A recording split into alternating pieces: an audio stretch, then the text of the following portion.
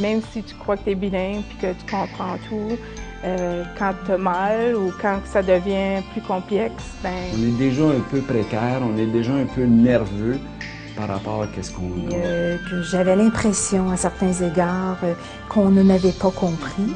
L'autre langue part, où on a de la difficulté à aller la chercher, aller chercher le vocabulaire et tout ça. C'est littéralement une question de vie ou de mort.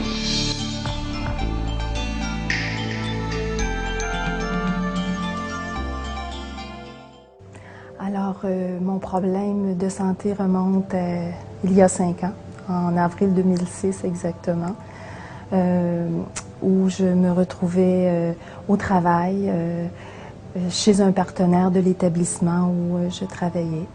Et soudainement, j'ai eu un gros mal de tête, ce qui était inhabituel chez moi. Le pire de ma vie, je dirais. J'avais l'impression que le crâne était pour m'exploser. Donc, évidemment, j'ai mis fin à la réunion. Et je me suis dit, bon, je vais me rendre chez moi, je vais me reposer et puis on verra bien ce qui va se passer. Alors, la route a été assez difficile pour moi. Je me suis rendue à la maison. J'habitais environ à 25 km d'où j'étais. Et arrivée à la maison, pendant tout le trajet, eh bien, j'avais des engourdissements au bras, des problèmes de douleur à la nuque et problèmes de vision également. Et bon, j'ai alerté mon conjoint et puis, ben voilà, on m'a amenée à l'hôpital qui était le plus près de chez moi, soit environ 5 minutes. Alors, arrivée à l'hôpital, évidemment, à l'urgence, l'infirmière à l'accueil s'adressait à moi en anglais. C'est un hôpital anglophone. Et chose inhabituelle, bizarre, chez moi, j'avais l'impression, d'avoir de la difficulté à trouver mes mots. Et non seulement de trouver mes mots, mais j'avais l'impression de chercher ce qui était ma deuxième langue. Mon niveau d'anglais était quand même de niveau élevé. Je travaillais dans un poste où le bilinguisme était requis. Or, je ne savais pas ce qui m'arrivait. Donc, j'avais envie, lorsqu'elle m'a dit ce qui m'amenait à l'hôpital, j'avais le goût de lui dire, j'ai l'impression que le crâne va m'exploser, que je vais mourir. Et tout ce que j'arrivais à lui dire, c'était « I have a big headache ». Alors, elle m'a répondu en anglais toujours, parce que j'ai insisté, je lui ai demandé si elle parlait français. Elle m'a dit non, malheureusement. Alors, c'est ça. Elle m'a dit que normalement, quand on avait un mal de tête, on ne se présentait pas à l'urgence.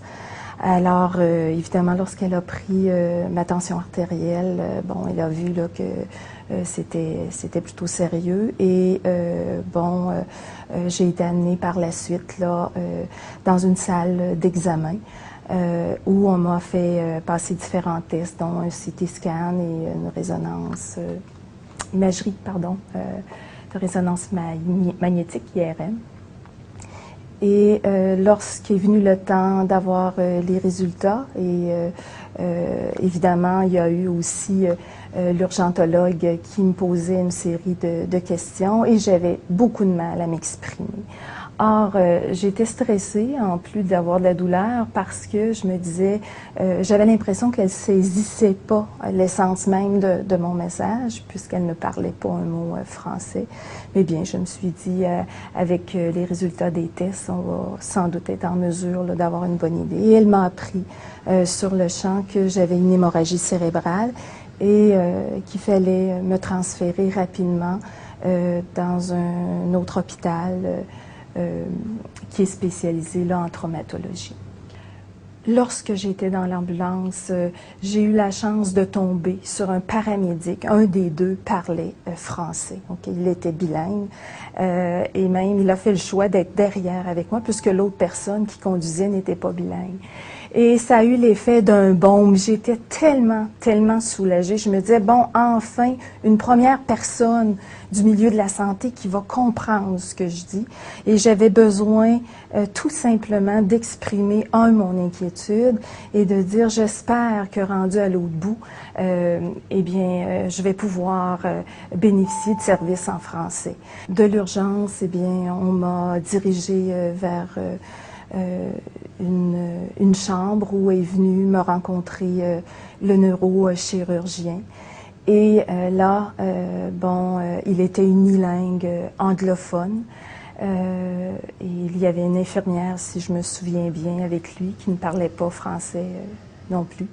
Mais j'avais quelqu'un qui m'accompagnait, là, qui pouvait quand même, qui était anglophone, mais qui pouvait traduire. Alors, il m'a expliqué que c'était grave ce que j'avais, qu'il fallait faire vite, que j'avais un anévrisme cérébral et qu'il fallait faire une craniotomie. Alors, pour faire une histoire courte, là, la craniotomie consiste à sectionner le crâne pour avoir accès au cerveau et aux vaisseaux sanguins et d'installer sur le vaisseau une clip sur le collet là, de l'anévrisme. Alors, c'est très, très sérieux. Et moi, j'avais envie, je me disais, mon Dieu, on va m'ouvrir le crâne, il doit certainement y avoir d'autres options. Et j'avais plein de questions, mais malheureusement, j'avais beaucoup de difficultés à lui parler et ça pressait. Je me suis dit, il faut absolument que je fasse confiance à la vie, mais pour moi, j'avais plus de repères. Moi qui travaillais dans le réseau de la santé, avait toujours eu besoin d'un rationnel clinique fort avant de prendre une décision. Là, j'étais décontenancée et voilà, je me suis dit, il doit savoir ce qu'il fait et j'ai laissé ma vie entre les mains de ce neurochirurgien de l'équipe médicale. Une fois rendue à la salle d'opération pour avoir ma chirurgie, c'est une infirmière bilingue et vraiment bilingue là, qui m'a accueillie. Et là, encore une fois, c'est un soulagement pour moi. Je me disais, je vais lui exprimer ce que je ressens, mais aussi je vais me permettre de valider avec elle la rigueur de toute cette équipe-là qui allait s'occuper de moi pour plusieurs heures. Alors, elle m'a rassurée en me soufflant dans l'oreille que j'avais affaire à une excellente équipe, que j'avais pas besoin d'avoir peur, puis qu'elle était là. Alors, ça m'a beaucoup rassurée. Suite à la chirurgie, j'ai eu beaucoup de complications. Alors, d'hypertension intracrânienne, des vasospasmes qui ont nécessité un transfert aux soins intensifs. Déjà à ce moment-là, je me sentais vraiment mal en point et j'avais toujours derrière la tête ce besoin d'être compris dans ma douleur. Et c'était cette inquiétude-là qui était omniprésente. Alors, aux soins intensifs, évidemment, les infirmières, surtout, se doivent de faire des vérifications spécialisées en neurologie. Question de vérifier mon niveau de conscience, mes forces, le niveau des épilepsies, contrôler tout ça. Alors, c'est des vérifications qui sont faites aux 5 minutes à 4 heures. Et vous comprendrez que, et ça c'est du 24 heures sur 24, eh bien, j'ai eu affaire à des personnes qui me posaient les questions en anglais seulement. Quand je suis tombée sur quelqu'un, et c'était surtout le jour que je pouvais bénéficier d'infirmières qui parlaient français, eh bien, quand j'ai eu bien saisi les questions, à ce moment-là, c'était plus facile là, pour moi d'y répondre, mais il reste que j'avais de la douleur, j'avais d'autres formes de douleur qui apparaissaient, et là, j'étais impuissante face à l'expression là, de ce qui se passait chez moi. Alors, il y a eu énormément de complications. Je me souviens, entre autres, d'avoir eu une difficulté énorme à respirer. J'essayais de l'expliquer. La personne n'arrivait pas à comprendre. Bon, et finalement, j'ai eu un édème pulmonaire. Donc, je me disais, ces complications-là ne reposent pas strictement sur la manière, la difficulté de pouvoir communiquer, mais je vous dirais, dans ma situation, je pense que ça a été un facteur déterminant. À la suite des soins intensifs, eh bien, j'ai retourné, je dirais, aux soins réguliers. Et là, je réalisais que sur le plan de la réadaptation physique et cognitive, eh bien, que le chemin serait probablement très long à parcourir. Et là, je me disais, je vais demander des services en français. C'est pas vrai que je vais avoir une réadaptation où je vais avoir toujours à l'esprit cette difficulté-là, parce que pour moi, c'était un obstacle à mon rétablissement. Et je savais très bien que si les services n'arrivaient pas rapidement, plus on attend dans une réadaptation, plus le risque de séquelles est important. Alors, j'ai demandé déjà à l'hôpital, on commence déjà à l'hôpital à faire des évaluations diagnostiques en réadaptation. Alors, j'ai insisté pour avoir quelqu'un qui parlait français. Alors, la première professionnelle, entre autres, que j'ai eue, c'était la neuropsychologue qui parlait français et ça allait très, très bien pour faire le test en neuropsy. Et ensuite, j'ai eu une ergothérapeute qui, elle, ce que je comprenais, c'est qu'elle était perçue comme quelqu'un de bilingue. Mais en communiquant avec elle, j'ai bien réalisé que c'était pas tout à fait le cas. En fait, elle se débrouillait, mais je vous donne un exemple. Elle me demandait, entre autres, qu'est-ce qui m'angoissait le plus à la sortie. Alors, je lui disais, moi, c'est tout le support dont je vais avoir de besoin pour mes activités de la vie quotidienne, pour mon bain, préparation des repas, tout ça, la marche, parce que je devais utiliser une marchette. Alors, je lui ai expliqué que j'avais besoin d'un très, très grand support et que ça, je doutais fort d'avoir, et surtout dans une langue que je comprends, les services. Et là, elle m'a dit, écoutez, inquiétez-vous pas pour le support, madame. Je vais vous faire installer dans votre maison une rampe d'accès. OK. Et là, c'est là que j'ai réalisé les subtilités de la langue. Hein. Pour elle, un support, c'était une rampe. Alors, bon, j'ai dû recommencer. Souvent, je devais recommencer d'un intervenant à l'autre. C'était dangereux pour moi.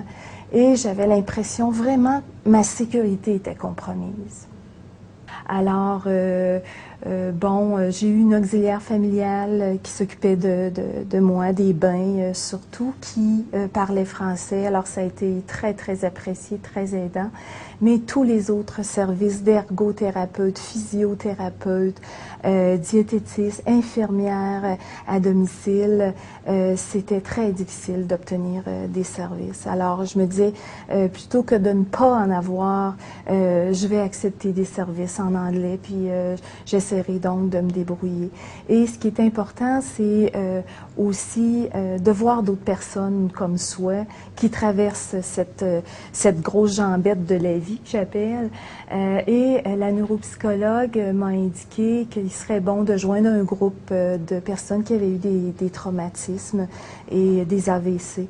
Mais c'était un groupe de personnes qui ne parlaient qu'anglais et l'animatrice, qui était la neuropsy, parlait français. Donc, on avait besoin de traduire tout ce que je disais et elle, à son tour, la neuropsy, avait besoin de traduire ce que les gens disaient. Donc, je trouvais que ça brisait la dynamique de groupe et moi, je me sentais plus une lourdeur dans le groupe qu'autre chose. Donc, les bénéfices nets, j'en avais très peu. Donc, j'ai décidé de mettre fin à ce beau support dont j'aurais pu bénéficier. Et ça se compliquait. Quoique j'ai eu, parallèlement au service à domicile, des services de réadaptation qui ont commencé au centre de réadaptation de la ville où j'étais. Et j'avais la chance de voir un bon physiatre, unilingue anglophone, mais qui faisait un effort pour se débrouiller en français. Et ce que j'ai beaucoup apprécié, c'est qu'à chaque visite, je le voyais chaque semaine, il prenait soin d'être toujours en présence d'une infirmière qui était bilingue. Alors, ça allait très bien et il prenait le temps de valider ma compréhension et si j'avais vraiment compris la traduction qui était faite par l'infirmière. Ça, je vous dirais, mon lien de confiance envers les soins de santé, parce que j'en avais perdu beaucoup, j'étais triste, j'étais parfois en colère. Alors je vous dirais juste avec cet effort-là que me démontrait le physiatre, ça a été aidant pour moi. Et après consultation de ma médecin de famille et mon physiatre, imaginez le physiatre du centre où j'étais soignée, on a pris la décision pour ne pas retarder ma récupération, de me transférer dans un milieu de soins, de réadaptation francophone, soit plus de 500 km de chez moi. Donc j'ai dû déménager temporairement à 6 heures de chez moi pour obtenir des soins qu'il fallait que j'aille au plus vite. Alors, arrivé là-bas, évidemment, on trouvait que j'avais beaucoup de récupération à faire avec un petit 3 heures de service là, en physiothérapie. Et on était inquiet par rapport au temps qui s'était passé pour obtenir des services rapidement. Et certains mettaient l'hypothèse là que ça serait sans doute difficile et que le défi était de taille. Alors, du jour au lendemain, je me suis retrouvée un peu plus de 3 heures de service, dis-je, dans ma ville d'origine, à 32 heures et demie de service par semaine. Alors là, c'était ergo, physio, kinésio, neuropsy, ergothérapeute, le médecin sur place. J'avais vraiment l'impression d'être sur une chaîne de montage et je me raccrochais vraiment à la vie, je dirais, parce que par moments, c'était effroyable ce que je pouvais vivre en termes d'inquiétude. Pour moi, l'accès à des services de santé en français, c'est davantage une question de qualité que de droit, disons.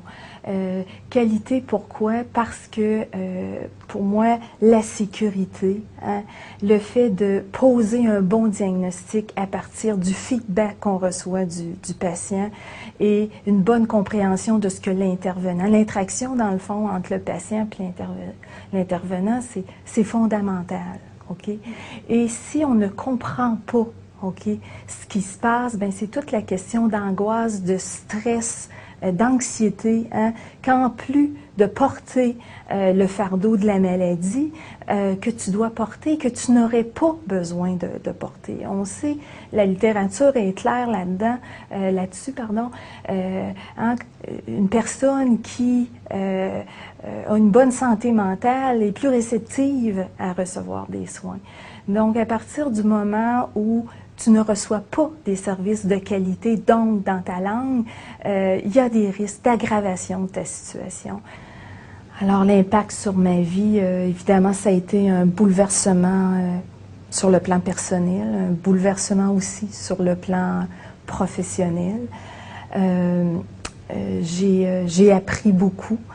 Et là, j'étais de l'autre bord de la clôture parce que j'étais habituée à travailler dans le réseau de la santé. Et là, je me trouvais du jour au lendemain comme patiente. J'étais sensible à l'importance de recevoir des services dans sa langue, mais là, comme jamais.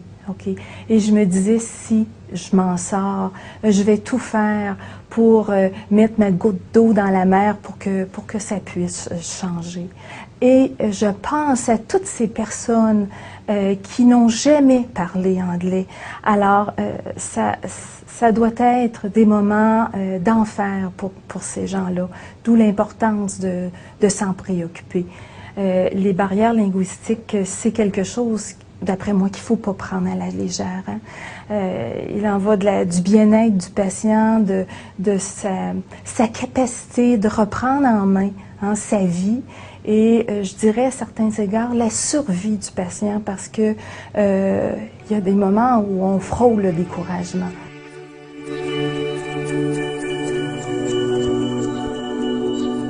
Je dirais pour les intervenants, les cliniciens, c'est fondamentalement important et éthiquement incontournable de ne pas laisser aller les contraintes linguistiques.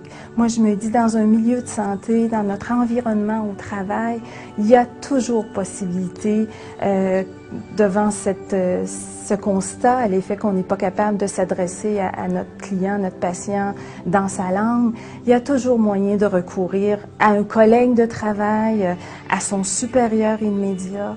Et je me dis, si le supérieur immédiat n'a pas de solution, ben c'est toujours possible d'aller voir, je sais pas, le directeur. Si le directeur peut pas, le conseil d'administration, il y a une chaîne, je dirais, d'accès à des options qui permettent vraiment de changer la vie de ces patients-là. Et aussi la vie des intervenants en milieu de soins. C'est majeur pour moi.